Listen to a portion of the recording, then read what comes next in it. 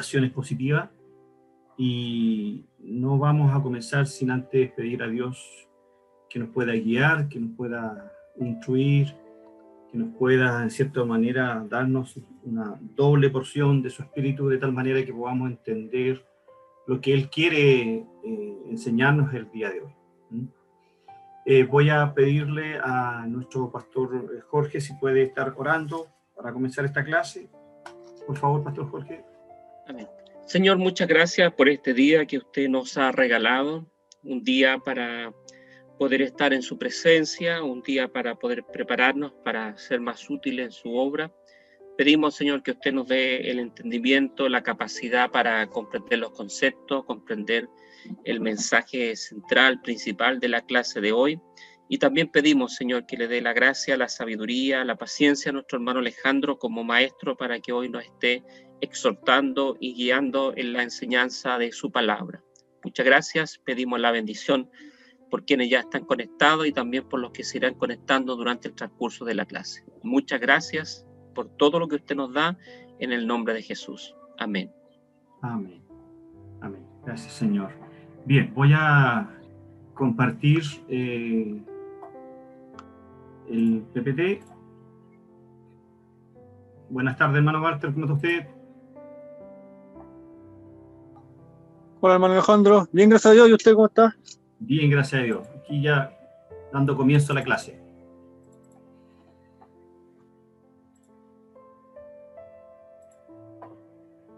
Bien. La clase número 2 tiene que ver con ya entrando en cierta manera en tierra derecha, en lo que son estas tres clases de homilética, predicación expositiva. La predicación expositiva es un tipo de predicación, lo vamos a ver en esta clase, pero le he querido dar un énfasis a la predicación expositiva porque es la más efectiva de todas las demás, o los demás tipos de predicación. Tenemos las predicaciones temáticas, las predicaciones, predicaciones temáticas, predicaciones evangelísticas, doctrinales, pero la predicación expositiva es la madre de las predicaciones o los tipos de predicaciones, y después lo vamos a ver por qué. Nosotros tenemos 3 objetivos en esta clase, no tan solo en esta, sino que en las 3 que tenemos. Y por lo tanto no van a cambiar los objetivos generales de este estudio. El primero es entregar una herramienta útil, eficaz, para la preparación de un mensaje homilético, probablemente, conforme a la necesidad contemporánea que hoy vive nuestra sociedad, particularmente las iglesias locales. ¿Y por qué le doy énfasis a que es una herramienta útil y eficaz? Porque es cosa que nosotros nos demos una pasadita nomás por redes sociales y nos vamos a dar cuenta que en muchas iglesias locales hay una carencia de contenidos homiléticos, hay un distanciamiento o el término no me puedo acordar, existe un divorcio en el fondo con estos principios que vamos a ver ahora. Por lo tanto, soy un convencido que usted, después de esta clase y la que viene, si usted no toma una decisión y no predica de manera homilética o de manera y no trabaja en su predicación expositiva, el responsable indudablemente va a ser usted, ¿ya? Pero como es tan necesario hoy en día este material, esta forma, ¿cierto?, en que vamos a presentar estas clases, de tal manera que usted, cuando deba, ¿cierto?, presentarse en el púlpito o en alguna otra lugar donde es invitado, usted, si prepara su sermón como los grandes expositores y grandes libros que se han escrito sobre el particular, indudablemente en cierta manera le garantiza una tranquilidad, un éxito, aunque como veíamos la semana pasada, que uno de los fundamentos de la predicación expositiva, que se acuerda que eran 5, el primero, ¿cuál era? Que Dios es absolutamente soberano. El segundo, ¿cuál era? Jesucristo, convicción de Jesucristo. Exacto, es decir, usted ahora va a predicar solo de Cristo. Si usted va a predicar Génesis, tiene que ver a Cristo en Génesis. Si usted va a predicar de Éxodo, Levítico, Número, Deuteronomio, usted tiene que ver a Cristo y predicar de Cristo. Su predicación tiene que ser cristocéntrica. Y una de las cosas más importantes es la guía del Espíritu Santo. Entender que el Espíritu Santo debe estar desde el inicio hasta el final en su preparación y del inicio al final en su exposición. ¿Okay? El segundo objetivo es animar a los predicadores del Evangelio a recordar ciertos consejos prácticos que les ayudarán a ser un buen expositor de su palabra. Y el tercer objetivo es la importancia de la predicación expositiva en estos tiempos. Nosotros la semana pasada vimos 4 puntos de los 8 puntos que contempla este seminario o estas clases. El primero vimos una introducción, analizamos qué es el concepto de la homilética, hicimos un recorrido histórico de la homilética y vimos los fundamentos teológicos de la homilética, y ahí estaba lo que estábamos hablando recién. Y hoy día, ¿cierto?, vamos a hablar, con la ayuda del Señor, 2 temas más que tienen que ver, y espero que veamos el tercero, elaboración del bosquejo. Dentro del bosquejo tenemos la introducción, la ilustración, la aplicación y la conclusión. ¿Ok? Esto quizás es la clase más importante de las 3, así que ponga mucha atención, haga todas las preguntas que usted quiera, tome todos los apuntes que usted quiera, sin perjuicio que yo igual terminando esta clase, esto lo voy a mandar al grupo del instituto para que usted, ¿cierto?, pueda repasarlo en casa. Bien, veamos entonces los puntos 5 y 6 de esta clase, o del índice o del contenido de estos cursos. El punto 5 es la elaboración del bosquejo, y el punto 6, el contenido del bosquejo, que es la introducción, la ilustración, la aplicación y la conclusión.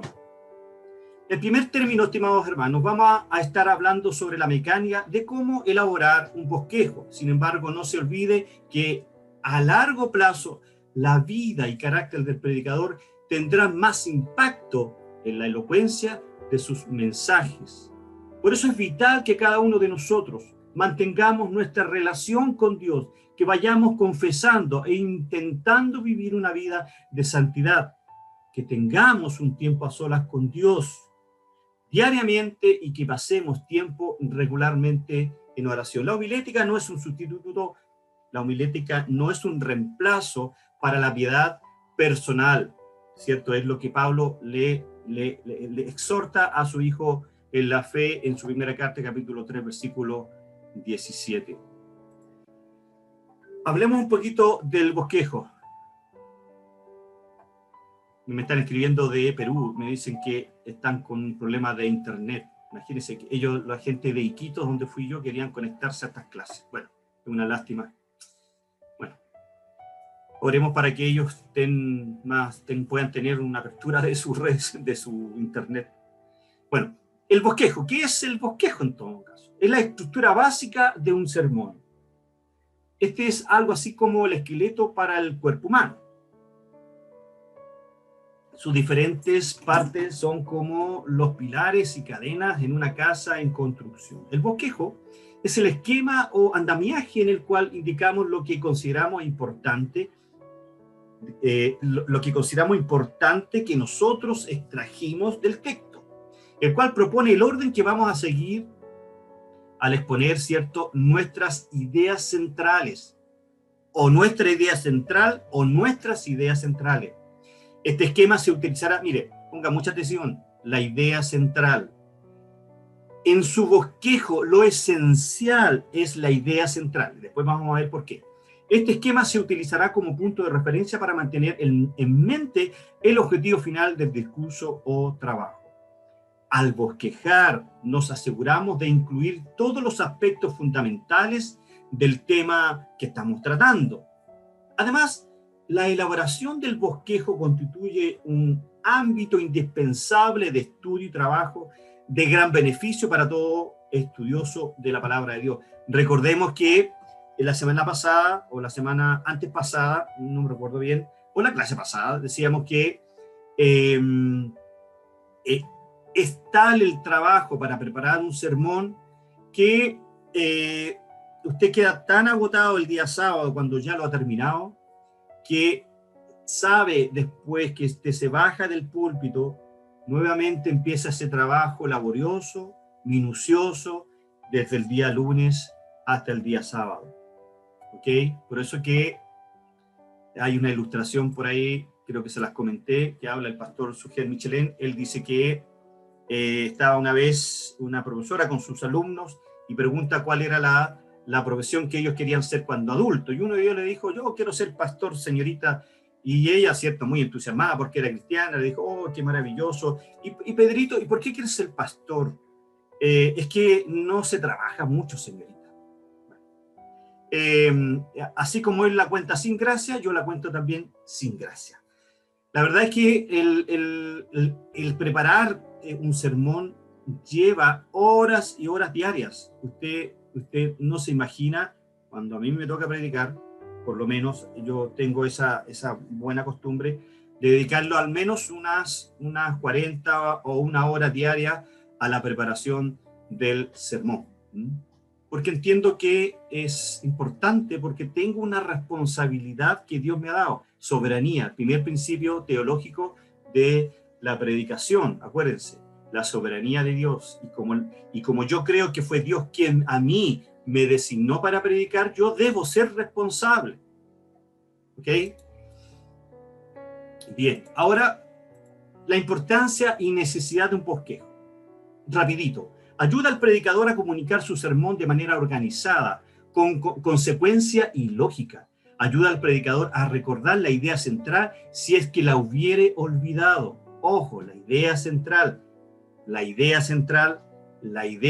No se olvide de eso, de la idea central de su sermón, de su bosquejo, de su predicación. Siempre la idea central. Cuando usted aprenda a cómo extraer la idea central de un texto o de varios, usted simplemente va a escuchar a un predicador y usted va a decir, reflauta, no tiene idea central. O ha hablado 5 o 6 veces, o sea, 5 o 6 cosas y no ha desarrollado ninguna idea central.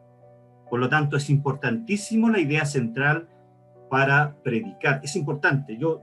Cualquier predicador le va a decir que la idea central es lo esencial en la preparación de su sermón.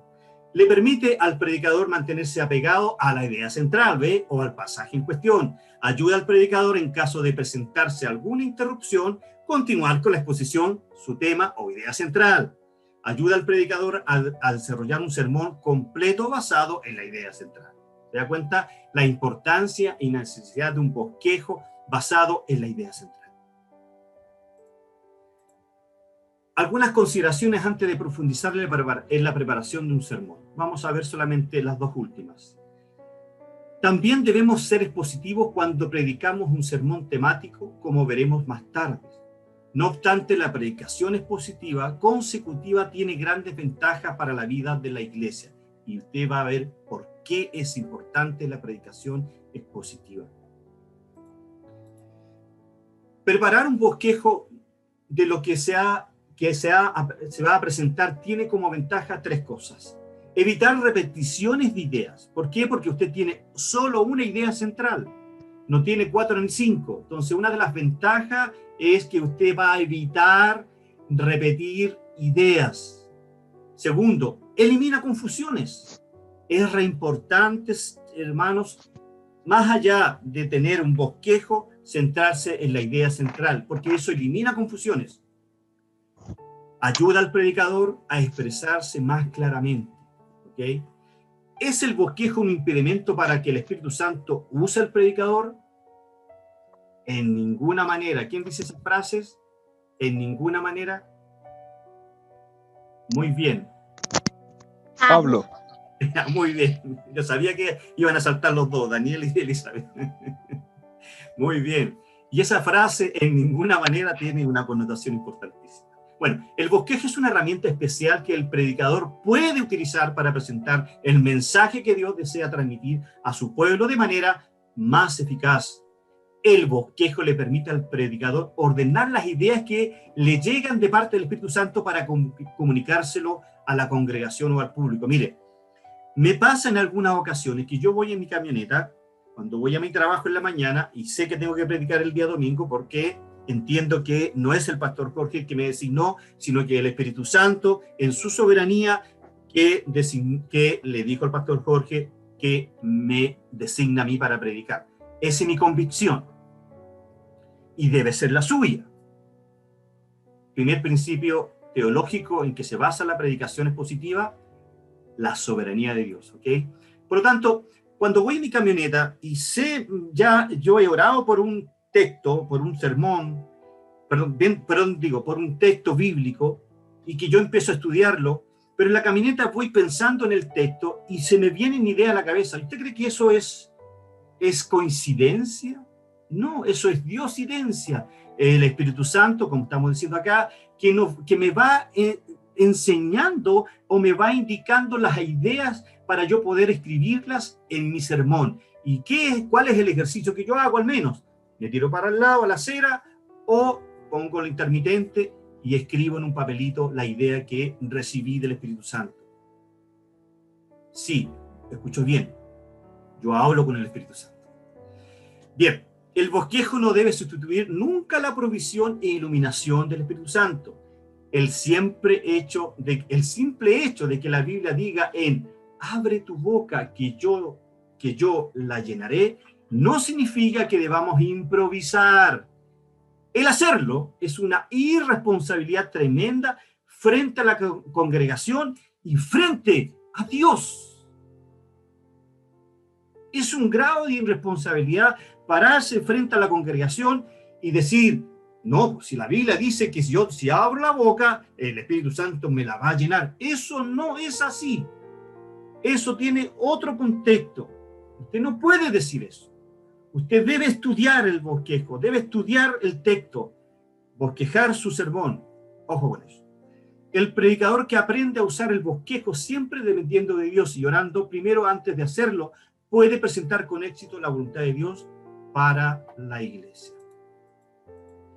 Lo que tiene un sermón, y aquí ya vamos entrando un poquito en tierra derecha, tiene lo primero, la idea principal. Cada mensaje debe tener una sola idea principal. Esa idea principal debe poderse expresar con un sujeto y un complemento. Por ejemplo, si nosotros vamos a predicar, si el tema del mensaje mío es sobre Cristo, bien, el sujeto es Cristo, ¿ok? Y el complemento son las 3 razones por las que debemos evangelizar, ¿ok? O 3 razones por las que Cristo es Dios. ¿Se da cuenta? Tenemos un sujeto y un complemento. El complemento es el desarrollo, ¿cierto?, del sujeto. Y en todos los pasajes bíblicos hay un sujeto y un complemento. ¿Ya? Luego, vamos a ver aquí algunos ejemplos. Ejemplo, ¿quién es Jesucristo? Bueno, Jesucristo es el sujeto.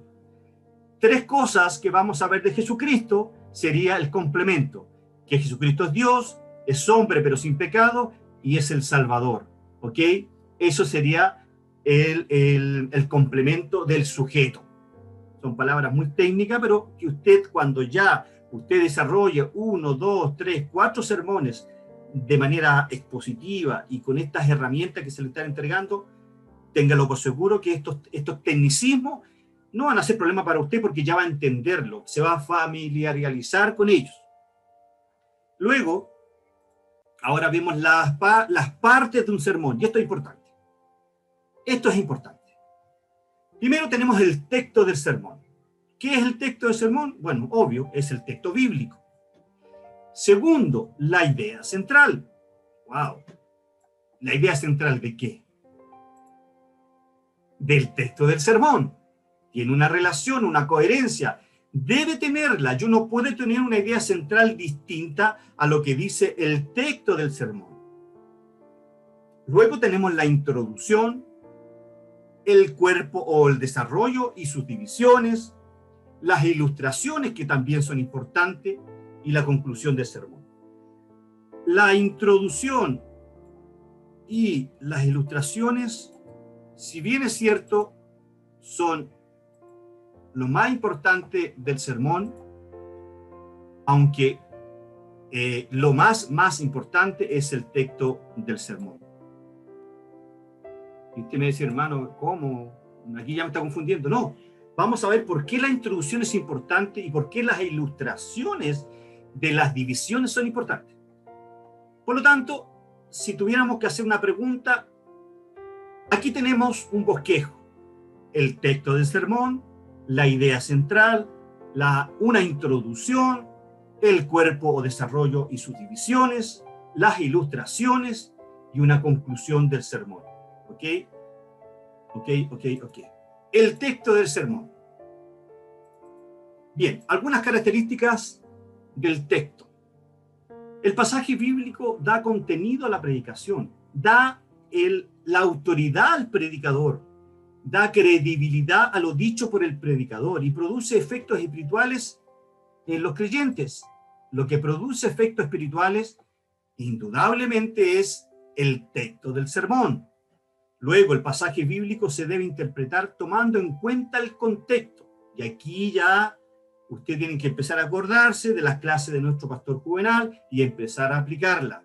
El pasaje bíblico debe tener un propósito en el corazón y en la mente del predicador de que Dios desea que éste predique en dicho pasaje. El pasaje bíblico que se va a usar como base del mensaje que se va a predicar y que tiene una relación directa con el tema a tratar. Al desarrollar la charla sobre un texto bíblico, se tiene control y seguridad porque la base en la que se fundamenta está estudiada con verdad. Ojo, estudiada.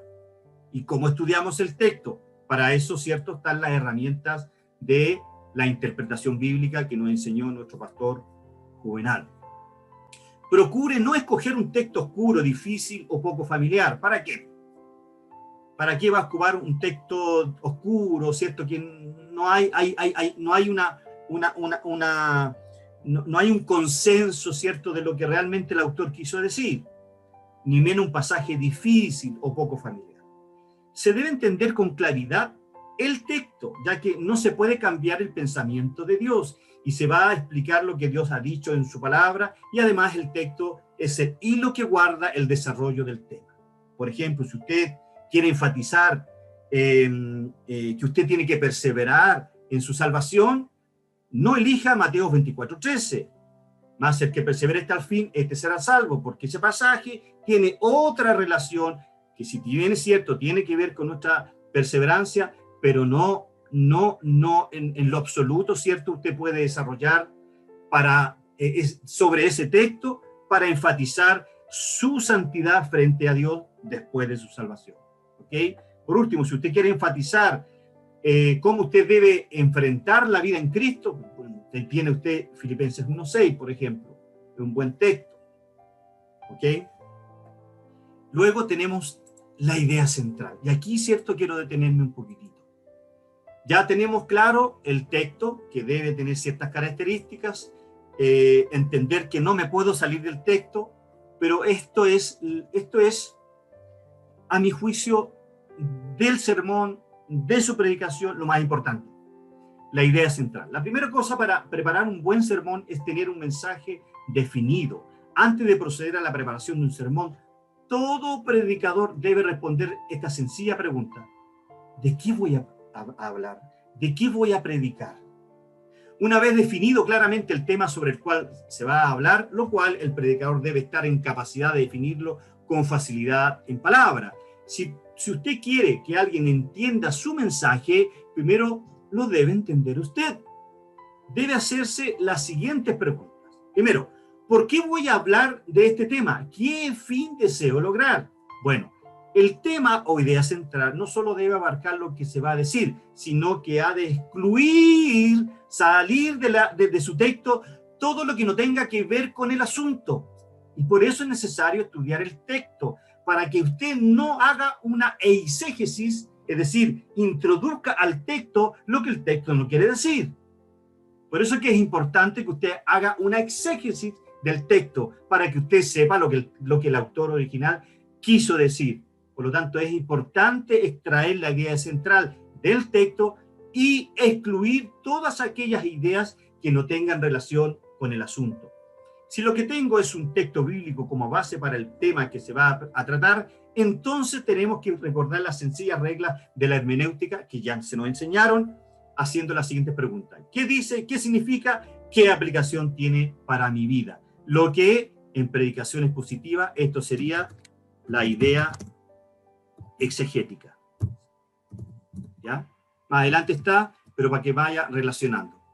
La idea exegética, cuando yo le diga, usted debe tener clara la idea exegética, ¿qué significa ese término? Es que usted debe tener claro lo que dice el texto, 1 o 2, 3 pasajes, qué es lo que dice, qué es lo que el autor original, ¿cierto?, quiso transmitir, ¿cierto?, al escribir ese texto.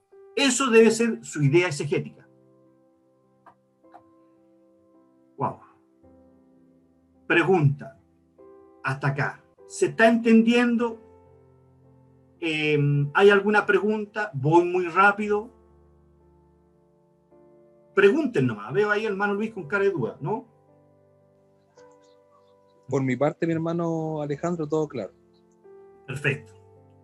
Es importante Daniel. también. Poniendo atención no solamente. Ok, sigamos, continuamos entonces.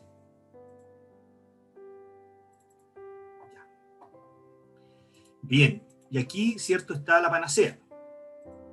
¿Cómo conocer la idea central del texto? Vamos a leer Esdras, capítulo 7, versículo 10.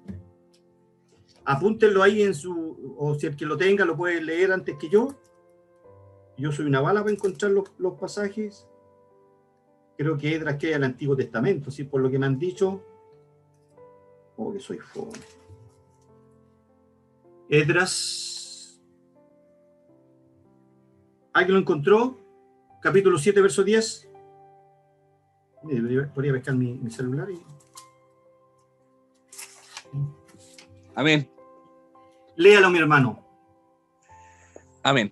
Porque Esdras había preparado su corazón para inquirir la ley de Jehová y para cumplirla, y para enseñar en Israel sus estatutos y decretos.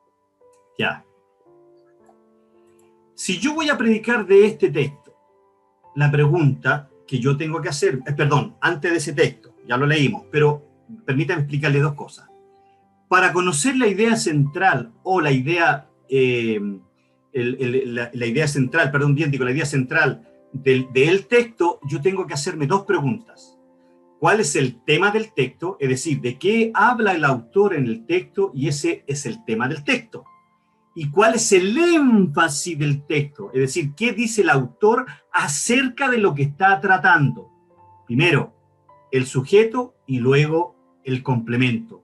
El sujeto es lo que el autor habla en el texto y lo demás sería el énfasis que le da, es decir, el complemento. Lo resumo en una afirmación o en una frase. Esa será la idea central del texto. Cuando yo ya sé lo que dice el tema del texto de Esdras 7:10 y cuál es el énfasis que le da al texto de Esdras 7:10. Mire, hagamos el ejercicio. Como leyó nuestro hermano Arián, dice Esdras 7:10. Ponga atención, porque este es un ejemplo. Ahí tengo dos más acá. Me parece que sí, me parece que sí. Porque Esdras había preparado su corazón para inquirir la ley de Jehová y para cumplirla y para enseñar en Israel sus estatutos y decretos. ¿Cuál es el tema? ¿De qué está hablando Esdras? La ley de Jehová. ¿Ya? La preparación de su corazón. ¿Ya? ¿Va por ahí? ¿Se da cuenta? Ya tenemos la primera parte de nuestra idea central. Está hablando de la relación de Esdras con la ley del Señor. De eso está hablando ese texto. Fíjese, porque Esdras había preparado su corazón para inquirir la ley de Jehová. Está hablando de la relación de Esdras con la ley del Señor. Ese es el sujeto. ¿Y qué es el complemento? Es decir, ¿cuál es el énfasis que le da a esa idea? Sigamos. ¿Qué es lo que dice el autor acerca de lo que está hablando? ¿O qué énfasis está haciendo? Ya sabemos que lo primero es que Esdras, ¿cierto? Está hablando de una relación con la ley del Señor, por ende con el Señor. Pero ¿cuál es el complemento? ¿Cuál es el énfasis que le da a esa relación? Hay que Es cumplirla. Ya, bien, bien. ¿Qué más? Inquirirla, ¿Ya? inquirirla y cumplirla. Perfecto. Entonces, ¿cuál es el énfasis?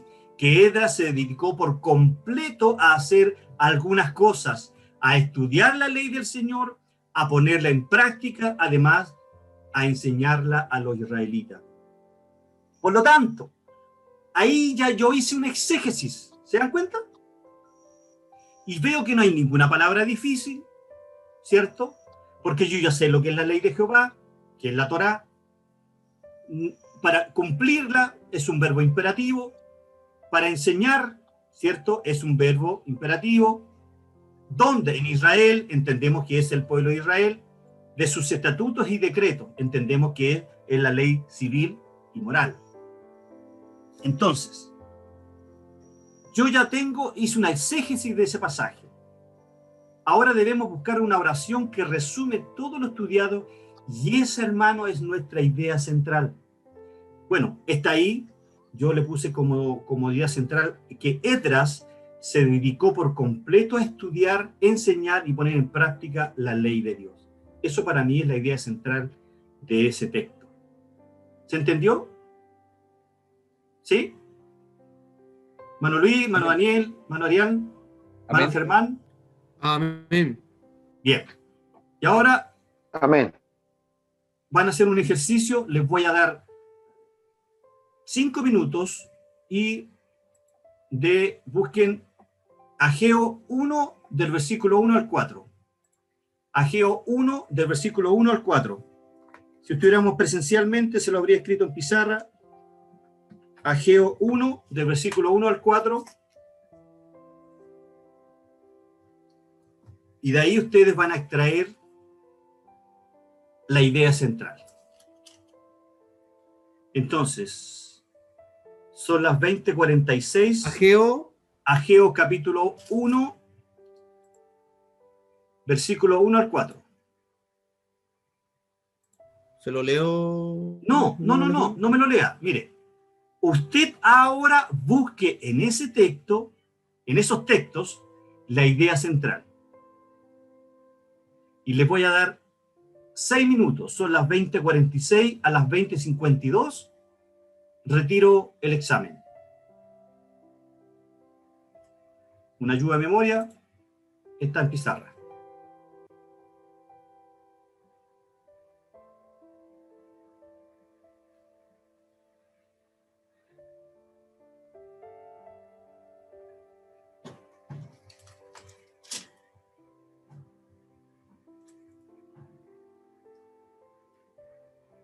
Le voy a preguntar a cualquiera. No, no se desconecte. No, si lo vamos a hacer entre todos. No se preocupe.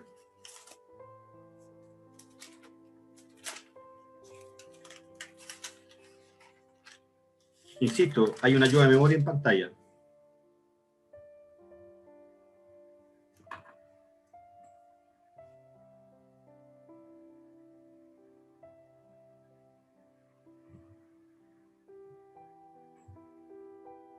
¿Ve? Ya se desconectaron ya.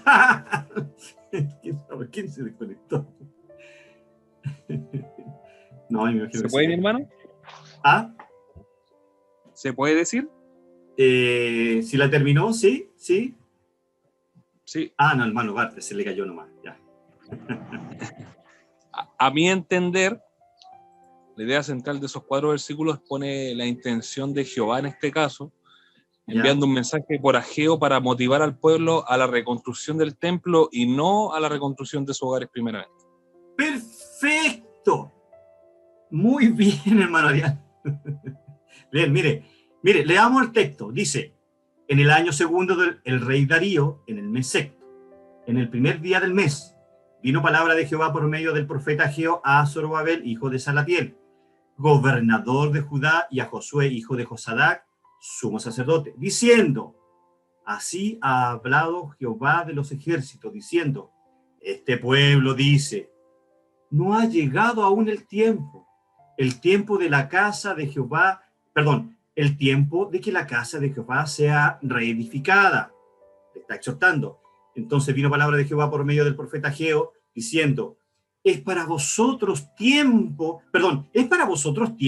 para vosotros de habitar en vuestras casas artesonadas, y esta casa está desierta. Bueno, aquí hay un tema y hay un énfasis. Mire cuál es el tema. Lo primero será preguntarnos de qué está hablando el autor. Efectivamente, como dice el hermano Arián, de la reconstrucción del templo y de la actitud de los israelitas frente a la construcción del templo. No es difícil, hermanos. No es difícil. ¿Cuál es el énfasis? ¿Qué es lo que dice el autor acerca de lo que está hablando? Es decir, del sujeto. ¿O qué énfasis está haciendo? En este caso, ¿qué dice el autor acerca de la reconstrucción del templo y de la actitud? Primero, que el templo estaba destruido, que había pasado tiempo en que los israelitas no se preocuparon por el templo, que a Dios le desagradó su actitud y por eso les reclama que ellos señalaron que aún no era tiempo. ¿Se dan cuenta?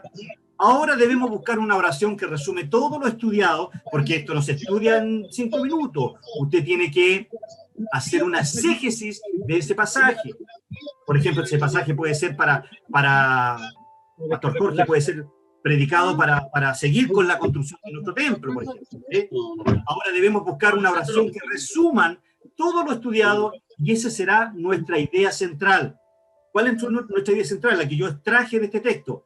Después del exilio, el pueblo no se dedicó a la construcción del templo, dedicándose solo a sus casas y Dios les llama la atención. Es un excelente pasaje, es una excelente idea central para continuar con la construcción de un templo. Cuando usted pasa en algún lugar, ¿cierto? Ve templos que están a medio morir saltando, ¿cierto? Cuando le falta terminar la construcción. Bueno, este es un excelente. Bien. ¿Se entendió la idea central? ¿Sí? Alejandro. Entonces, les voy a dejar como tarea. ¿Alguna pregunta? Sí, podría cerrar los micrófonos. Hay un micrófono abierto que no se Sí, escucha yo se lo voy a bien.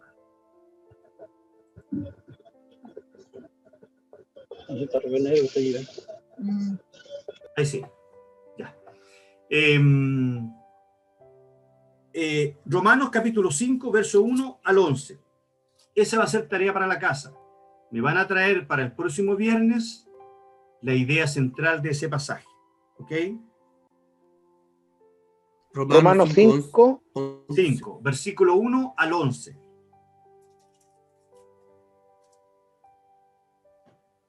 ¿Ok? Me van a traer solamente la idea central de ese pasaje. Bien.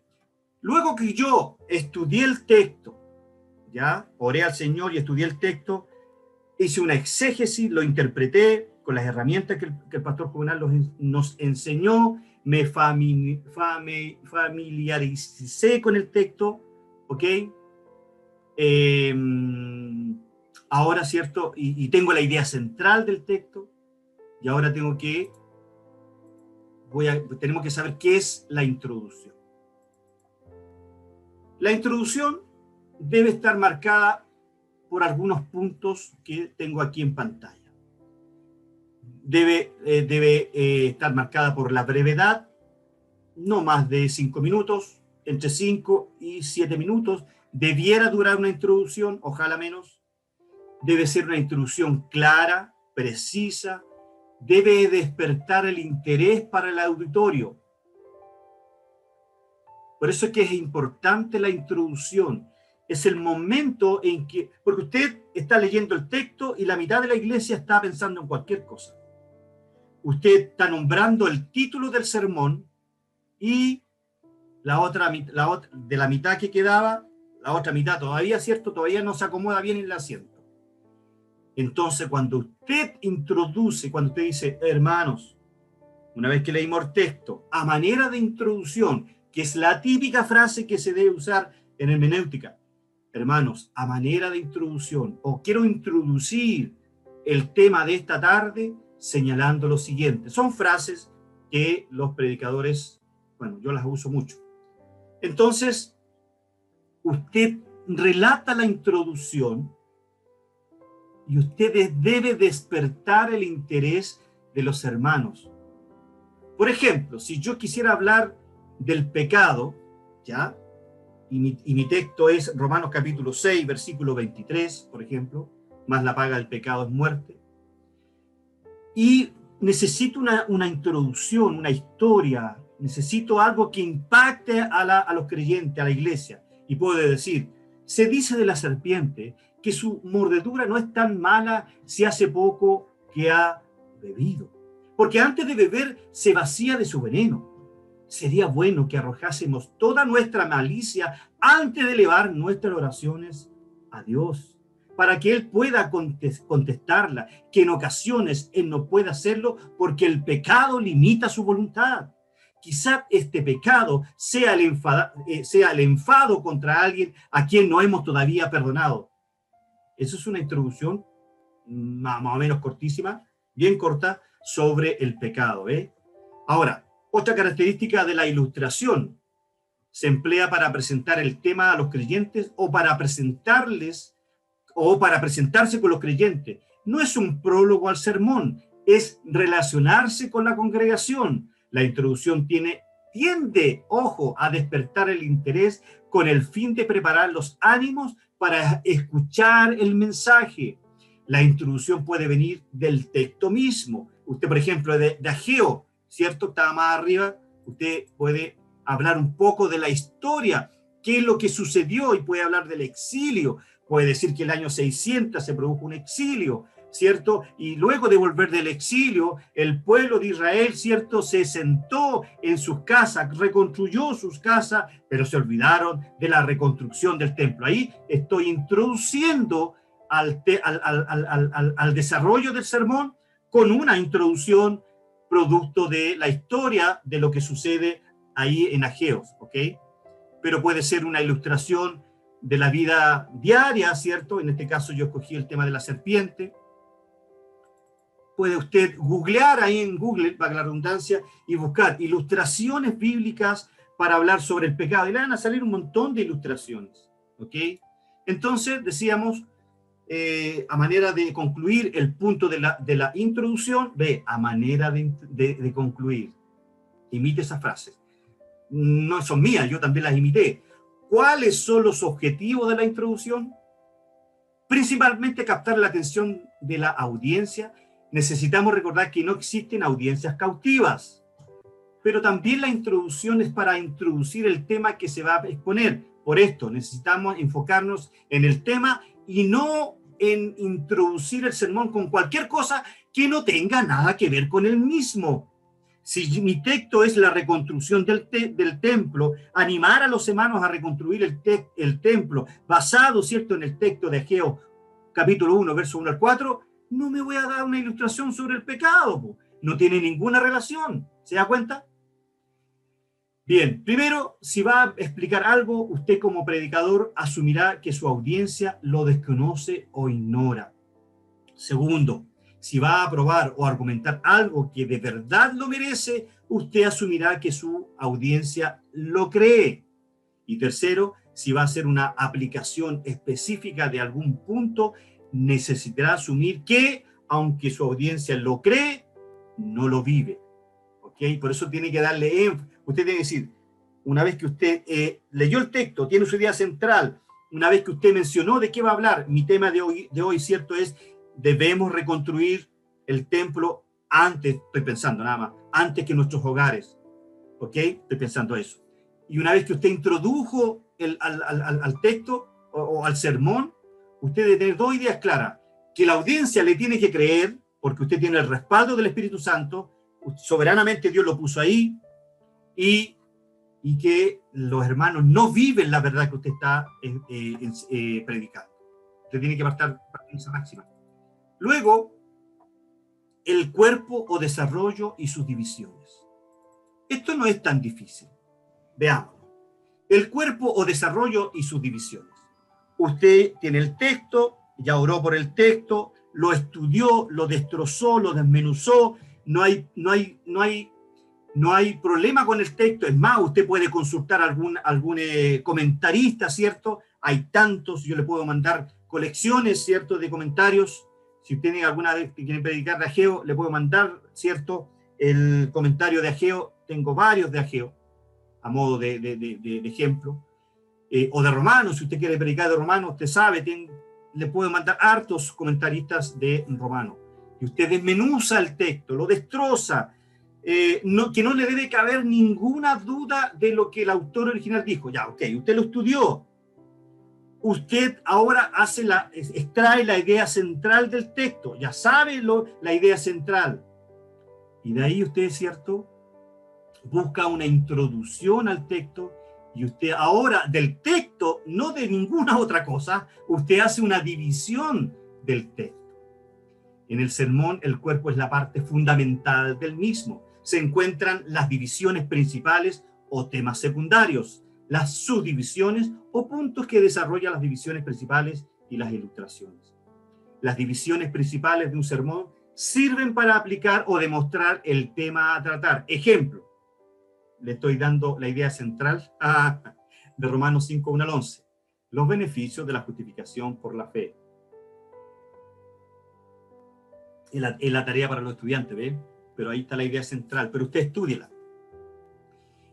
Y yo puedo decir, hermanos, Pablo escribe este texto una vez que habla con la iglesia de Roma en el capítulo número 4 y expone, ¿cierto?, a Abraham y a Daniel como los padres de la fe. Y usted ahí, ¿cierto?, como ya es alumno de Romano, usted habla un poquito más en la introducción y usted dice, y Pablo ahora se refiere en el capítulo número 5 de los versos 1 al 11 que ya leímos, y sobre estos textos, hermanos, vamos a hablar 4 cosas.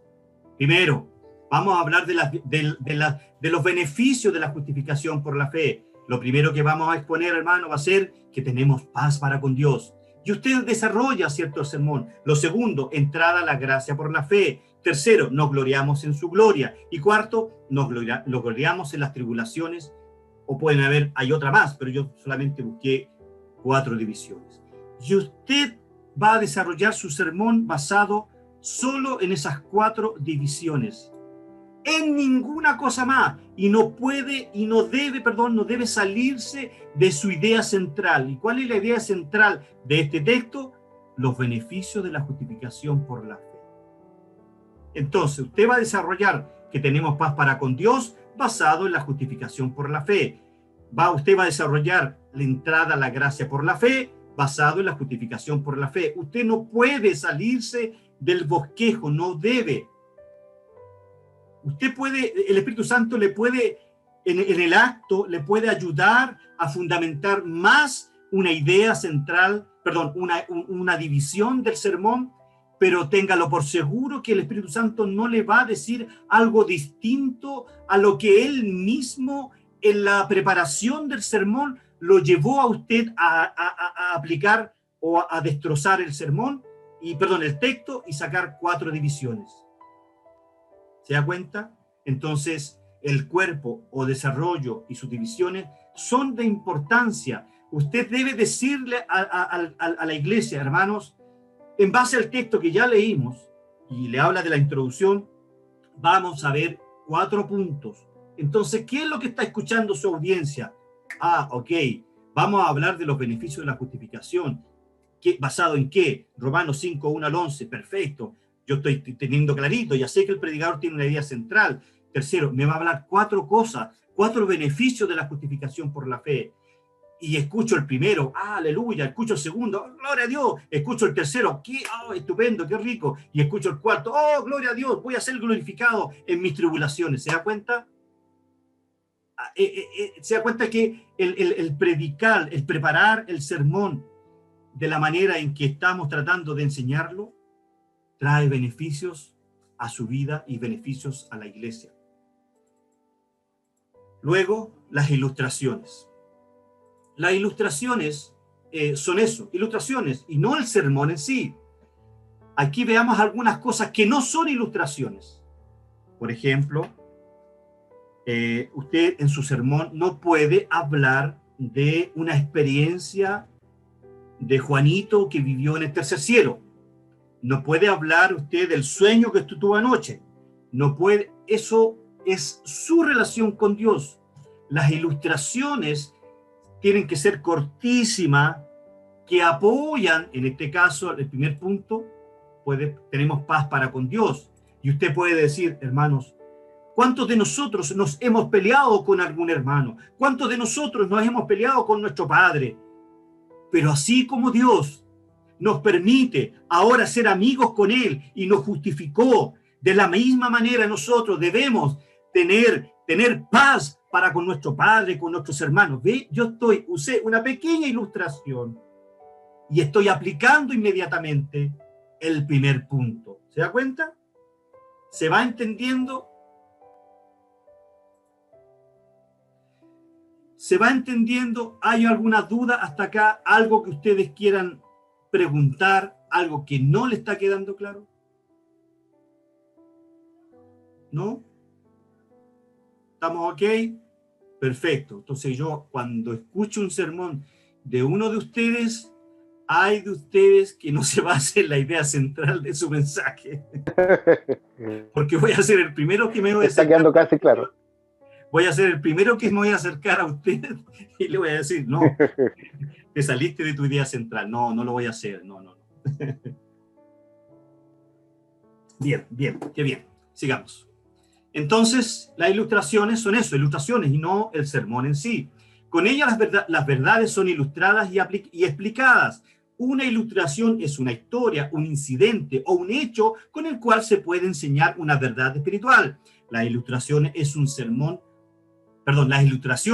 un sermón son similares a las ventanas de una casa, las cuales permiten la entrada de luz y dan claridad al mensaje que se está predicando. Las ilustraciones deben tener 6 cosas: llamar la atención del oyente, ser como la sal, ser como clavo que se pega en la mente, afectar las emociones del oyente, oxigenar la predicación y ser el final del nudo. Qué bonito, ¿eh? Una buena introducción debe captar el interés, introducir el tema o la idea principal, llevarles al texto. Lisama. ¿Perdón? Hermano, Lisama. Déjeme. No está compartiendo. Sí, tiene toda la razón, disculpe. Sí, me di cuenta al final. Disculpe. Bueno, pero no hablé de esto, de que una buena introducción debe captar el interés, introducir el tema o la idea principal, llevarles al texto. Y esto lo leen en su casita, captar el interés, que ya lo dijimos, pero está un poquito más desarrollado.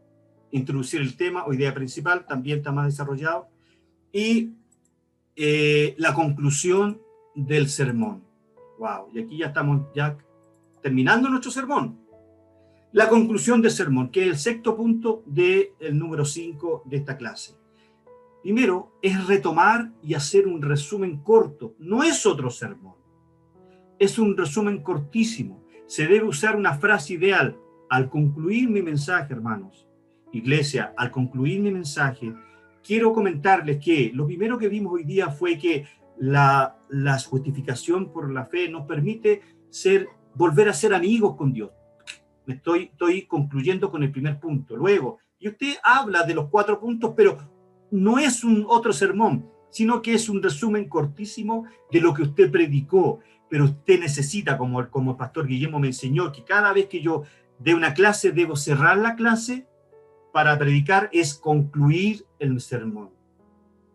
En la conclusión llevamos al auditorio al punto decisivo, que es el objeto de todo sermón, y lo que bien empieza, bien acaba, por lo menos con cierta probabilidad. Es entonces cuando el corazón del predicador ha de desbordarse, ¿cierto? De tal modo que la iglesia sienta que no está leyendo unos pensamientos escritos fríamente al preparar su sermón, sino bajo el impulso del Espíritu Santo, tratando de hacer llegar la palabra a los corazones de los hermanos de la congregación. Una buena conclusión debe resumir la idea principal y los puntos principales, ¿ve? Retar en cuanto a ponerlo en práctica, hermanos. Por ejemplo, el mismo sermón este. Hermanos, esta tarde, al finalizar mi mensaje, hermanos, recordemos que Dios nos ha enseñado que tenemos paz para con Dios. Luego, producto de esta justificación por la fe, tenemos entrada a la gracia por la fe. De la misma manera, Pablo nos enseñó en esta tarde que nos debemos gloriar en la gloria de Dios. Y finalmente, Pablo nos enseña que debemos gloriarnos en nuestras tribulaciones. Por lo tanto, hermanos, en esta tarde yo lo quiero invitar que usted sienta la necesidad, sienta el gozo, ¿cierto?, de que usted tiene beneficios en la justificación por... ¿Se da cuenta que estoy concluyendo? Estoy enfatizando, estoy desarrollando la idea central, pero no me he salido de mi idea central, no me he salido del texto. Usted en la conclusión tiene que invitar a los hermanos a la reflexión, tiene que invitarlos al cambio, a la decisión que deben tomar frente a la idea central, a los beneficios de la justificación, como lo que vimos. En la conclusión eso ya lo leímos. Segundo, retar en cuanto a ponerlo en la práctica. Por ejemplo, 1 Pedro 3:7, varones, debemos amar a nuestras mujeres, y dos cosas que podemos hacer para demostrarles nuestro amor son decirles por lo menos una vez al día que la amamos, y segundo, voluntariamente lavar los platos una vez a la semana. Estoy concluyendo con una aplicación, si es que mi mensaje fue de 1 Pedro capítulo 3, verso 7. ¿Ve? Y tercero, ideas de algunos ingredientes para una conclusión. Puede usar usted una ilustración, una pregunta, o puede sencillamente usar una oración. Pero en todas ellas usted tiene que desarrollar un mini sermón pequeñito, solamente los puntos de la división, y aplicarlo con una ilustración, una pregunta o una oración. Esto no lo vamos a ver, y aquí, por ejemplo, tenemos... bien, vamos a hacer un ejercicio cortito y que no te vamos a terminar. Mire, fíjese, ¿cuál es el tema principal de Romanos capítulo 3, versículos 10 al 11? Lo voy a leer.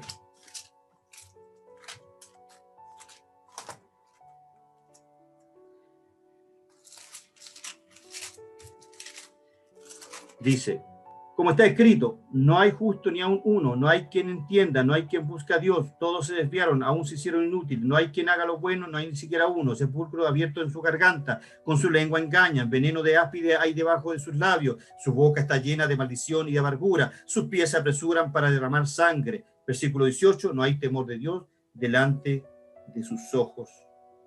¿Cuál es la idea central ahí? Justificación. ¿Ah?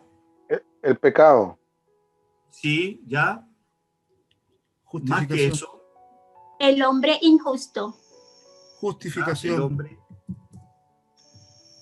El hombre. O puede ser la idea central, las características del hombre sin Dios.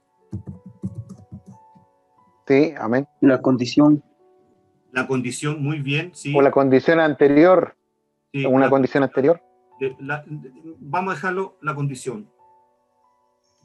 La condición del hombre sin Dios. Ya estamos preparando el sermón para el domingo.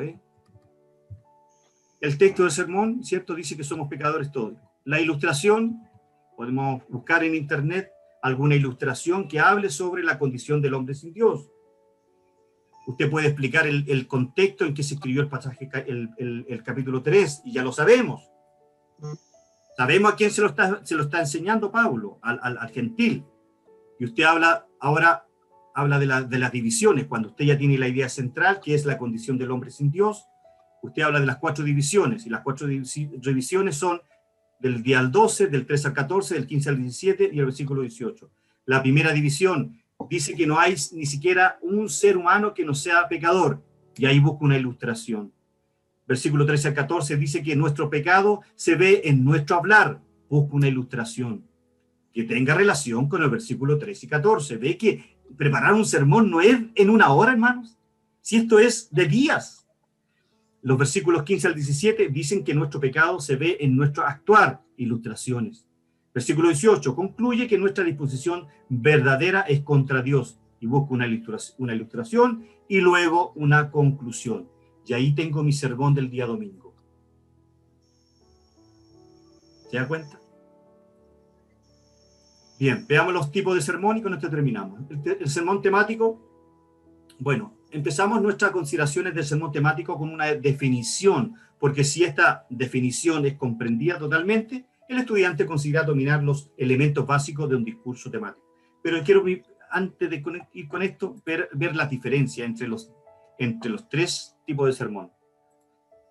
Hablo de sermón textual, que es la predicación, la predicación textual, ¿ya? Y después hablo sobre la diferencia entre los tres tipos de sermón. Esto es importante. ¿Qué es lo que es el sermón textual? Usted lo puede leer y se va a dar cuenta. Pero mire, el sermón temático, el gobernado por el tema, no por el texto bíblico, sino por el tema. Es decir, su mensaje no está gobernado por el texto, sino que está gobernado por el tema.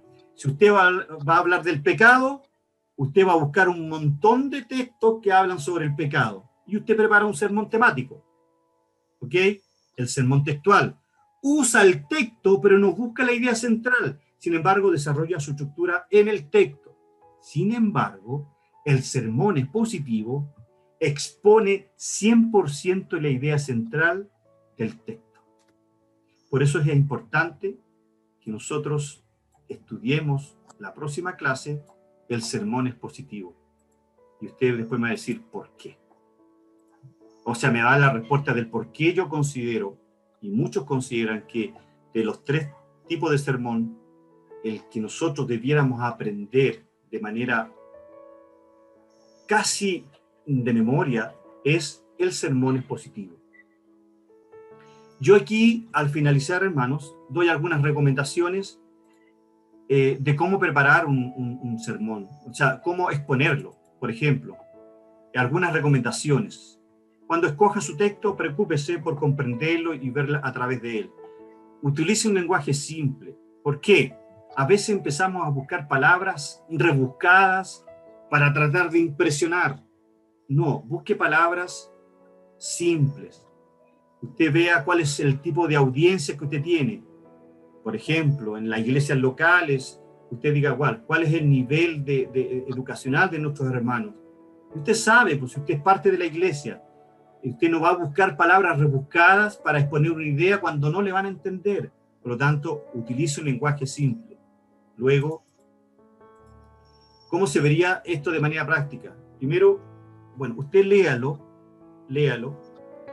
y se va a dar cuenta que lo que yo expongo aquí son algunas recomendaciones. Primero, de mi experiencia como predicador, y segundo, de los cientos de textos que he leído sobre la homilética. Son la forma, ¿cierto?, en que yo puedo exponer un sermón.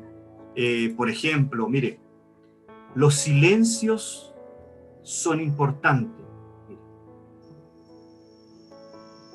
Escúchame bien. Los silencios son importantes en la oratoria. Por ejemplo, cuando usted está predicando, hablando, y de repente usted tiene que guardar un silencio de unos 5 segundos. Pero cuando usted hace el silencio, cuando usted dijo una cosa importante, por ejemplo, déjeme buscar un ejemplo.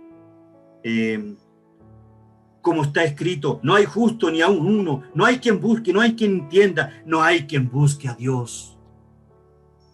Y usted deja pasar unos 3 o 4 segunditos, y la audiencia se va a quedar con la idea de que nadie busca de Dios. Para que haya una reflexión. Para que haya una reflexión. Los silencios son importantes en la oratoria, es decir, en la predicación. Porque hay algunos predicadores que parecen metralletas, y no, son parejitos. ¿Ve? No paran. No, uno tiene que hacer una pausa. Hermanos, como está escrito, no hay justo, ni aun uno. No hay quien entienda, no hay quien busque a Dios. Nuestras familias no buscan a Dios, nuestros amigos no buscan a Dios. ¿Qué está haciendo usted, hermano, sentado en esa banca? Y usted deja pasar unos segunditos y usted lo hace reflexionar. ¿Se da cuenta? Aquí yo doy algunas recomendaciones, ¿ya? bueno, esto ya lo vimos, exaltar a Cristo en su mensaje, siempre tiene que hablar de Cristo. Peligro de un mal sermón, léalo en su casita. Y aquí algunas cositas, 5 puntitos. La mirada directa a los oyentes. ¿Qué significa eso? Pero no lo estoy compartiendo. Espérense un segundo, la hermana, si no, al tiro me iba a tirar la oreja. Un buen sermón bíblico que es bueno en su contenido, interesante en su presentación, puede perder su efecto si el predicador no sabe entregar correctamente el sermón. Yo lo preparé, me oré, lo destrocé, sé perfectamente lo que dice el texto, pero no guardo estas ideas o estos puntos que están acá. Y estos puntos, hermanos, obedecen, como le digo, a leer harto sobre el tema y a mi propia experiencia como predicador. Mire, la mirada directa a los oyentes, eso mata cualquier sermón. Cuando usted, ¿cierto? Usted está predicando y usted solamente fija su mirada en la hermana Elizabeth, que está sentada en la primera banca de la iglesia. Hermana Elizabeth, porque el hombre sin Dios no busca de Dios y usted deja de mirar al resto. Usted tiene que hacer un abanico en su mirada. Mirar a la hermana Elizabeth, al pastor Guillermo que está en esta esquina, al pastor Jorge que siempre se pone en la puerta, a Daniel, ¿cierto?, que está sentado al medio. Usted les habla a todos, es decir, la mirada directa a los oyentes, pero usted hace un abanico. Segundo, la voz clara y fuerte. Siempre cuando usted quiera hablar fuerte, usted, ¿cierto?, haga ejercicio en su guatita. Ponga la guatita dura y ahí habla, la voz clara y fuerte. Pero ¿cómo lo hice yo así? Porque yo no tengo la voz clara y fuerte. A mí me lo enseñó una profesora de música. Debo apretar mi guatita. Mi guatita. El vocabulario, ya dijimos, el vocabulario no debe ser rebuscado, sencillo. Depende a quién le está predicando usted. Los gestos positivos, es decir, los gestos que distraen también son importantes. Me acuerdo una vez, con respeto, y el pastor Jorge me va a entender que no lo digo de manera peyorativa. No es para él por si acaso. Una vez escuché a un predicador, un pastor que hacía esto, mire. Lo voy a ilustrar. Que en el fondo son gestos que distraen. Hacía esto. Predicaba menos de un minuto, se ponía los lentes. Después hacía esto, hacía esto, hacía esto, hacía esto. Todo el rato, todo el sermón, su gesto me distrajo. No pude escuchar su sermón. Y hay algunos que pueden tener un gesto que distrae, que se toca la oreja, qué sé yo, que se soba las manos. Son gestos de nerviosismo. Pero cuando usted esté nervioso, más acá también entrego algunas otras recomendaciones. Por ejemplo, si usted está muy nervioso, déjeme dejar de compartir. Usted presione su mano. Usted dice, mano, ¿para qué quiere que presione la mano? Bueno, si usted está muy nervioso o nerviosa, empuje su mano hasta que la mano le quede roja. Usted, obviamente, que no la muestra, no puede, oye, espérense que estoy apretando la mano, no. Usted la pone, ¿cierto?, debajito ahí en el púlpito y la presiona. ¿Qué mensaje le está entregando usted a su cerebro? Preocúpate de mi mano. ¿Se da cuenta? Y distrae su mente para predicar y en el fondo está depositando todo su nerviosismo en la mano. Es una de las cosas. Lo otro es tomar un lápiz. Yo creo que eso lo saben. Tomar un lápiz, eso tampoco es usted, ¿cierto? Su nerviosismo, ¿cierto? Lo carga en el lápiz o lo carga, ¿cierto?, en la mano apretada. Son cosas que usted al leer acá en estas láminas, que son hartas, son algunas recomendaciones que yo doy al respecto. Pues bien, permítame compartir lo último y decirles a manera de concluir. ¿Ve? ¿Estoy aplicando? El día de hoy, hermanos, hemos... ¿qué pasó? Perdón. El día de hoy hemos visto 2 puntos de los 8 que demanda este curso. Hemos visto la elaboración del bosquejo, hemos visto la importancia de la introducción, las ilustraciones, las aplicaciones y la conclusión. Vimos también los tipos de sermón, que bueno que alcanzamos a verlo, entonces lo pongo con blanquito. Y solamente me está quedando para el próximo clase el sermón expositivo. Y que ese sí que es importante porque hay algunas características que son necesarias que nosotros atendamos. Bien. Y termino y concluyo la clase de hoy. Y necesito preguntas y comentarios sobre la clase. Hermano Lizama, Sí, por favor. usted dijo que para tener una voz bien fuerte hay que apretar la guatita. ¿Qué es eso? Los músculos de la guatita. ¿Y qué es la guatita? El estómago. La barriga, el estómago. Ah, el estómago. Ah, En Puerto Es que Rico, fui la claro pancita, la barriga. La panza. la barriga, la guatita. ¿Dónde está el ombliguito? ¿Cómo le dicen en Puerto Rico? El estómago. El estómago ya, es más simple. Bueno, gracias por la pregunta. Ya. ¿Algún otro comentario, alguna otra pregunta? Hermano Alejandro, delante cuando Disculpe, estábamos después de usted, nuestra hermana Olga. Hermano Daniel. delante cuando estábamos haciendo el ejercicio ageo, ¿Ya? hay una parte que dice estatutos y decretos, y dijo, con respecto a eso, dijo las leyes Civiles y sociales, ceremoniales. civiles. ¿De dónde viene eso? ¿Cómo lo determinó? Porque recuerda que ya lo vimos eso en Romanos. Recuerda que la ley tenía 613 mandamientos. Tú mismo Sí, me lo dijiste. correcto. Y Sí, que la sí. ley No, pero- está dividida en tres partes. La ley civil, ceremonial y la ley moral. No, pero me refiero específicamente cómo determinó que, porque decía ahí, ¿cierto? Estatutos y decretos. La ley ¿Cómo civil. determino? Claro. Porque ¿Cómo determino yo? hay que hacer el estudio. Hay que buscar Ay, qué son los estatutos y decretos. Y para eso tú te vas ya. a un interlineal en hebreo, ¿cierto? Y tú buscas la palabra decreto y la palabra que tú tienes duda y la desmenuzas. Haces una exégesis de esa palabra, ¿ves? Ah, ya. Ya. Como yo Ya. ya la hice, Por eso me llama, es lo que significa. claro, por eso me llamaba la atención cuál era cómo lo perfecto. había determinado, de quién eran los decretos y quién eran los estatutos. Exactamente. Ya. Ok. Ya, Daniel. Hermana Olga. Sí, para saber si podemos recibir la presentación de esta noche. ¿Escribirla? Sí, ¿Cómo por escribirla? electrónico o... Recibirla, creo que dijo. ¿Escribirla?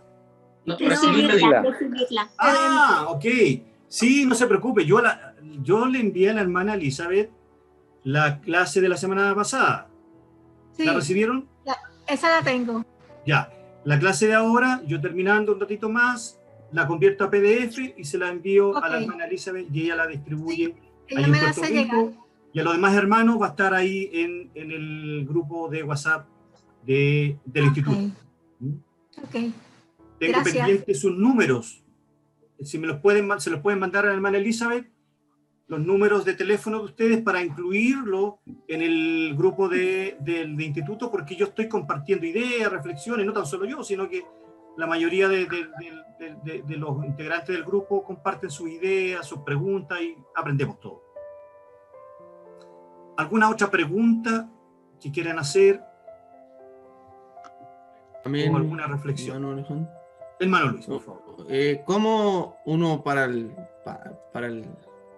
he escuchado muchas predicaciones o muchas veces a hermanos predicar y cambian mucho la voz para predicar? ¿Será que es para que se entienda más o se tome atención o será como no sé, Por ejemplo, dame un ejemplo. como un ejemplo de qué? Tú dices que... ¿Cambia la voz? Sí. No, es que como que no sé. Ah, ya. Ahora te entendí la pregunta. Bueno, Ya. ¿por qué uno tiene que agregarle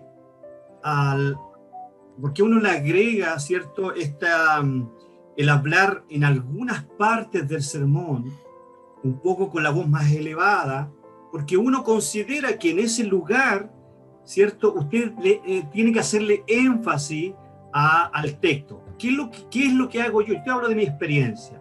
Yo escribo todo mi sermón, desde el tema hasta el último punto aparte de mi conclusión, y yo lo escribo, hermano.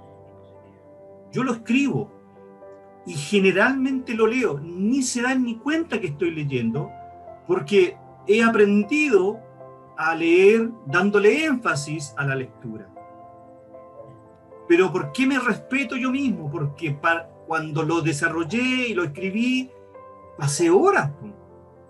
Hay veces que yo, obviamente, con la experiencia que tiene uno, le agrega otras cosas al estudio o le agrega algunas otras cosas al mensaje, pero ojo, que tengan relación con la idea central del sermón.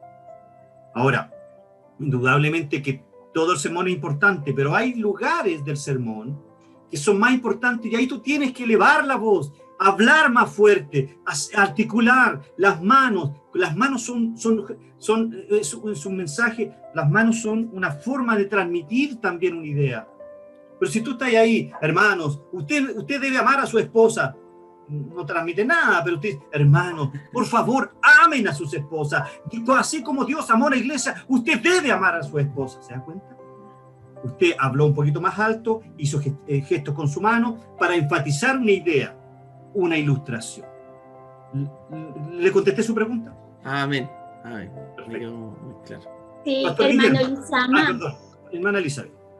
Sí, para ampliarle al hermano Luis, es como cuando uno lee un cuento a los niños, que uno tiene que cambiar los tonos de la voz.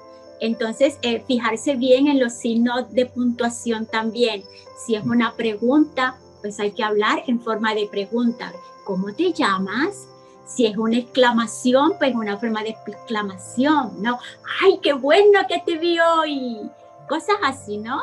Es como, yo siempre le digo a los estudiantes que cuando uno se va a dirigir a un público, que trate de practicarlo a través de la lectura de un cuento, como si uno estuviese contándole un cuento a un niño.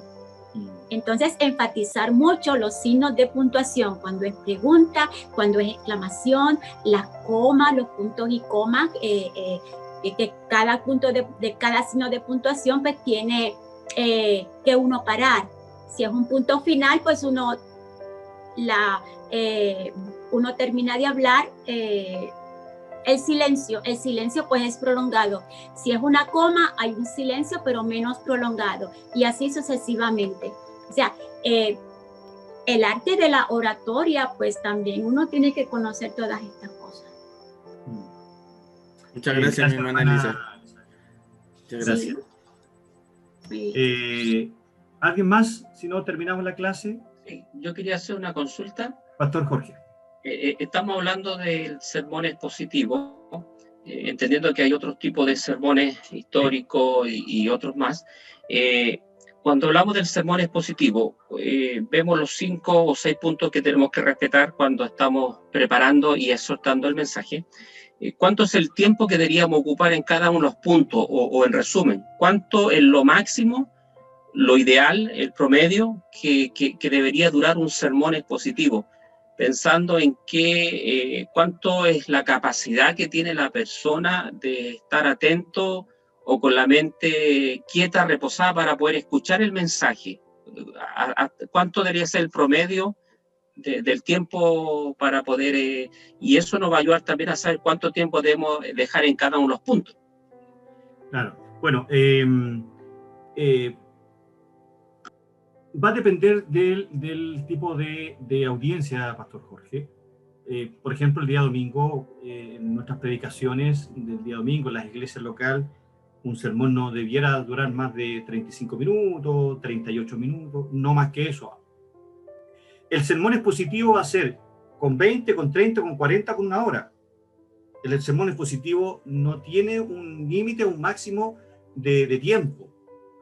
Lo que sí uno tiene que visualizar cuál es la audiencia. Si mi audiencia es la iglesia el día domingo, indudablemente donde hay harta audiencia, donde ya se cantó, donde ya se hizo un devocional, ¿cierto? Donde se hicieron otras cosas que son parte, indudablemente, de la liturgia de la reunión. Ok, yo debo pensar de que con 35 minutos es suficiente. Para mí, por lo menos, 35 minutos, 40 minutos. Ok, eso es un mensaje de un día domingo.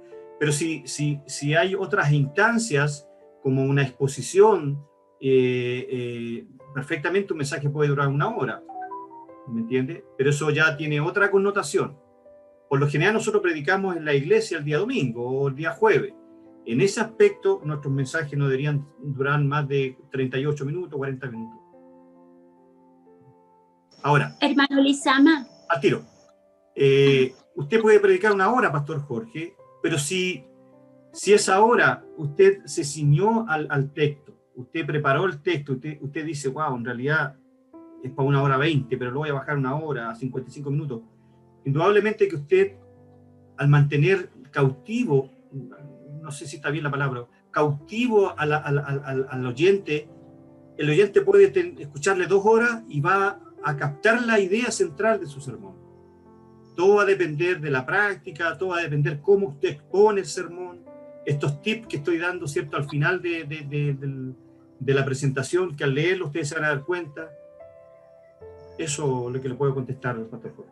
Implica un poco también el que uno como expositor, como predicador en el minuto, pueda estar al pendiente de los gestos que tiene la gente, la audiencia, ayuda a que uno necesariamente tenga que acortar o extender el mensaje un poco más, pensando en qué. Cuando yo veo que la gente está bostezando y empiezo a contar, porque yo en la iglesia, cuando yo predico, cuento, yo digo, hermano, voy a empezar a contar. Algunos empiezan a bostezar al 3er minuto, pero cuando ya llego al 3er bostezo, yo ya veo que es mejor que mejor termine, porque el bostezo ya pasó el límite, que son 3, pero también podría involucrar un poco eso, el que uno vea la reacción que está teniendo la gente para poder dar el tiempo necesario para poder hacer la exposición que sea más efectiva. Dos respuestas. La primera es que cada predicador tiene su sistema de cómo captar la atención de la audiencia, ¿cierto? No es que el predicar de manera expositiva a usted le garantice que la congregación va a escucharle los 35, los 40 minutos. El problema es que nuestras iglesias locales no tienen su oído sensible a los mensajes. O sea, a ver, ¿cómo se lo explico de otra manera? No se dan cuenta la diferencia de un sermón expositivo, bien estructurado, a alguien que está predicando cualquier cosa. Porque si la iglesia local escuchara permanentemente sermones de manera expositiva, bosquejado, la iglesia se acostumbra a la excelencia en la manera y la forma y el fondo que se predica.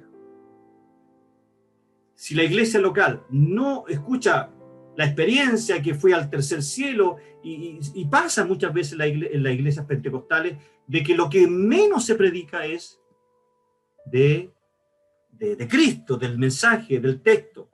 Entonces, ahí tenemos dos problemas. Si yo voy a una iglesia, me invito a una iglesia donde se habla de herejías, por ejemplo, estoy pensando del apostolito, y una vez me invitaron a una iglesia así, me tuve que retener de no hablar de esa herejía, pero prediqué de Cristo y me di cuenta que lleva 35 minutos y los hermanos como que estaban deseosos de escuchar un sermón claro, con palabras sencillas, pero basado en las Escrituras. Pero eso me pasó a mí, fue mi experiencia. No. Eso es lo que le puedo responder al respecto. Ahora, ¿algún método para saber si la iglesia está captando? La verdad es que yo personalmente no me preocupo, porque tengo la conciencia tranquila que yo preparé el sermón y como me lo prediqué a mí mismo y me dije a mí mismo, ¿cuántos minutos te llevas escuchando a ti mismo? 40 minutos. Y si yo no encuentro que es atractivo el sermón, si causó en mí, ¿cierto?, lo que Dios quería que causara en mí, tengo, entre comillas, la seguridad de que va a causar lo mismo en la iglesia local. No tengo un barómetro, yo no miro si están, yo por lo menos, y obviamente yo respeto su manera, pero yo no miro si están cabeceando o no cabeceando, yo voy a predicar igual. Uno, que capta el mensaje, a lo mejor era para él ese día nomás, y el resto no, simplemente no quiso escucharlo nomás. ¿Me entiendes? Eso es lo que le puedo responder. No. Mi hermano Alejandro. Hermano, perdón, ¿alguien más antes que tú, hermano, o no? Ya, hermano Arián, por favor. Un poco en la línea de lo que dice en este caso el hermano Alejandro.